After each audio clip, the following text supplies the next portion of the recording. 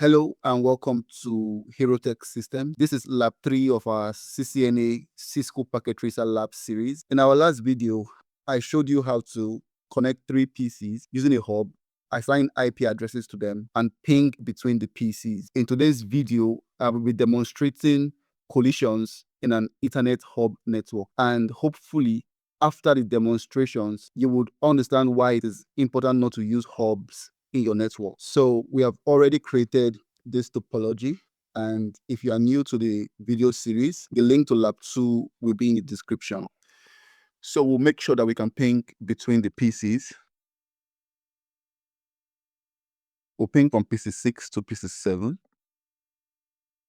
We have success, and we'll ping from PC 6 to PC 8. It's successful. And we ping from PC 8 to PC 7, and it's successful. Next, to carry out the test, we're going to switch to simulation mode in Packet Tracer. Click on simulation here. This is the simulation button. Click on it.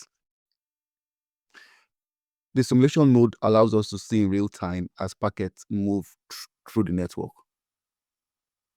So first of all, let us ping between PC 6 and PC 7 and see how the packet moves through the network. I'll click on this button, this forward button. So you can see the packet moves through the network to PC 7 and back to PC 6. And we have a success here. So if you want to restart, just click on this delete button here. Now we'll simulate collision in a hub network. Remember, a hub network is a collision domain. And so it runs on half duplex, meaning only one device can transmit at a time. If you try to have 2 devices transmit simultaneously, you're going to have a collision. So let us see how that happens. I'm going to ping from PC 6 to PC 7 and from PC 8 to PC 7. And I'll go back to this forward button and I'll click on it. All right, so you can see clearly that a collision has happened, indicated by the fire symbol, showing you that a collision has happened. So let's finish the ping. Now you can see that the packets have returned back to the PCs and we have a collision. You can see there's a fire here.